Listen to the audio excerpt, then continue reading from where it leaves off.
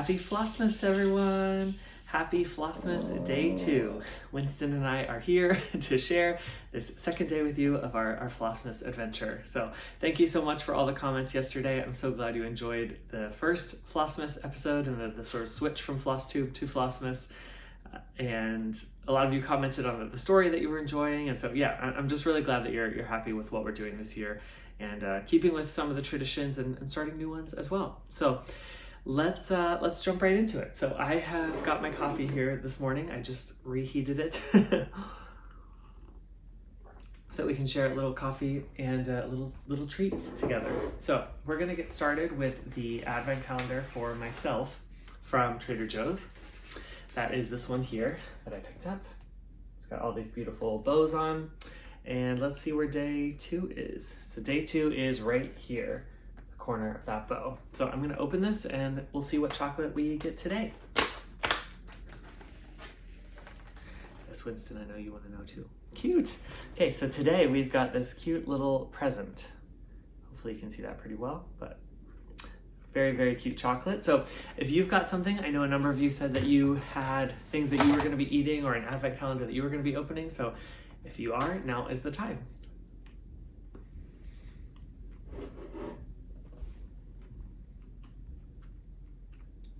Chocolate goes so well with coffee.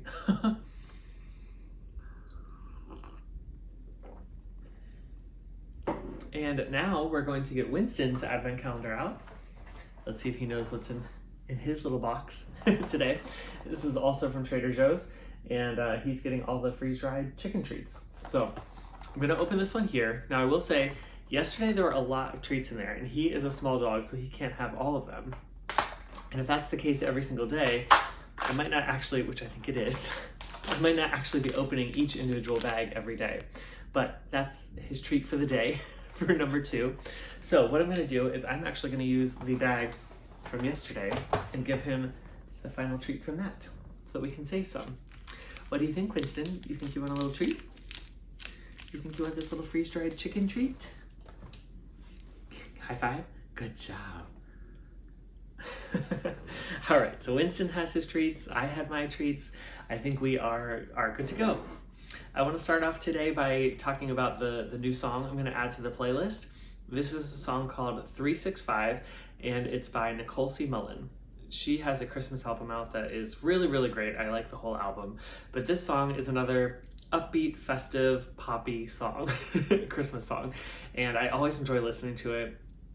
It's one of my favorites each year, so I thought I'd put it on this list and keep the momentum going of festive pop anthems for Christmas. So I will add that to the Spotify playlist, which is linked below. Feel free to check it out, and yeah, hope you enjoy it. Okay, let's get into the stitching a little bit. So the first non-Christmas whip that I have for you is Treasury of Compassion. This is from Teresa Kogut, and here's what this is going to look like. This beautiful prayer in the center. And I pulled this out only for a little bit this morning, right before I was filming, and I added 120 stitches on it. So, whoops, there goes my chart. So you can see what I did this morning was I filled in God in whom. I didn't have any of those words done. I think I had started the D maybe, but I didn't have any of those words done. So I did that this morning. And then I came up here and started working on this sort of tulip flower that mirrors this one over here, and put in a few rows there. So that was 120 stitches. That is for my temperature stitching. So it's supposed to get 300 more stitches throughout the week. So maybe I'll keep pulling this out random times to get 100 here or there, and you'll see it. But that is the update for Treasury of Compassion.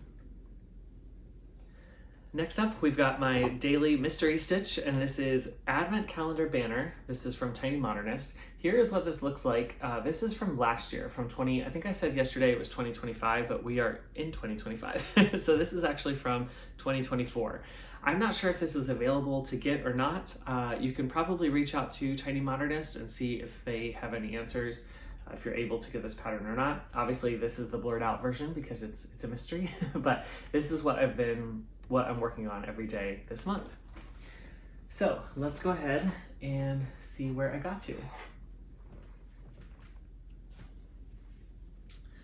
And here is the completed banner. So yesterday, I had about half of this banner done, and I was able to finish the entire banner yesterday, which is super exciting. Hopefully you can see some of the opalescence coming through today. I think our lighting is a little bit better, but yeah, this is super cute. I really like it. And it was a lot of stitching again, a lot of white stitching, and thank goodness it was block stitching and not a lot of like color changes or confetti or anything. But yeah, I really enjoyed this. I'm super happy to have the banner done, and Karen messaged me, left a comment on my channel saying that the first 2 days are the most intense stitching days. So I'm happy about that, to have that behind us, because that really was a lot of stitching. If that was going to be the number every single day, it would be tough. But yeah, I got the banner completed. So the next motif is going to be in the center right here, and that's the one I will work on today. So we'll see what it is, but come back tomorrow if you want to start seeing those motifs fill in underneath. The next piece I worked on was Jane's Joy. This is from Carolyn Manning, and a number of you told me yesterday, which I didn't realize, that this is actually from a quilt. Now it looks like a quilt pattern, so I understand that, but apparently it's a quilt that is one of those once-in-a-lifetime quilts that you could make, and so it's really cool that there's now this cross-stitch pattern based off of that quilt design. But I'm really enjoying it. So where did I get this time? Let's pull it out and see. Okay, so here is my start. Now, you know that the first day, day one, I had this corner motif complete. And so I decided I was gonna do the first motif in the border, and I did the border going down. So that is that cute little Christmas tree with a bow on the top and the little garland and berries in it. So not too, yeah, just a small motif. But it did take a lot of time. There's actually a number of colors in there. And I know I say this a lot, but more than I expected. So that took a little bit more time than I was anticipating. But I think it's turning out super cute. I think today, actually, so on this side of the border right here, there's another white tree like this, just standing upright. I think that's what I'm gonna do today. Since I sort of know the path of that white tree, I think I might just go up there and do that one and get kind of the border going, and then we'll jump into the squares as we get further into December. So keep coming back. You will see more progress on this one. And the final piece I worked on was Nora Corbett. This is Blitzen from the Christmas Eve Couriers collection. And I pulled this out to get a little bit more work because this is called for my temperature stitching, which was 3 days of 300 stitches. I'm happy to say I did complete that. I think I put in like 360 stitches or something yesterday. So here is where it's at now. So what did I work on this time? Well, I brought this entire leg down. So this leg is mostly complete. I think there's a little bit of back stitching and maybe one other color to fill in there. I brought the reins right here over all the way to the edge, and I filled in a lot of the kind of more block stitching of the deer's body here. And then the other thing I did was I worked on all these little swirlies. So these swirlies up here and these swirlies down here, which really sort of bring the movement to life of the deer. But yeah, really excited about this. So as I pull this out again today, I think I'm gonna be actually starting down here for a little bit of something different, just to work on some of the trees that are in the very bottom of this piece. But happy with the progress on that, and I think this will come out again today. So you'll see it soon. And the last thing I've got for you is we are reading The Fir Tree by Hans Christian Andersen. So I'm going to continue from the story that we started yesterday. If you missed that, you can go back to the video yesterday and catch the beginning of the story, but we're gonna pick up where we left off in that story. So today, in the autumn, as usual, the woodcutters came and cut down several of the tallest trees, and the young fir tree, which was now grown to its full height, shuddered as the noble trees fell to the earth with a crash. After the branches were lopped off, the trunks looked so slender and bare that they could scarcely be recognized. Then they were placed upon wagons and drawn by horses out of the forest. Where were they going? What would become of them? The young fir tree wished very much to know, so in the spring, when the swallows and the storks came, it asked, "Do you know where these trees were taken? Did you meet them?"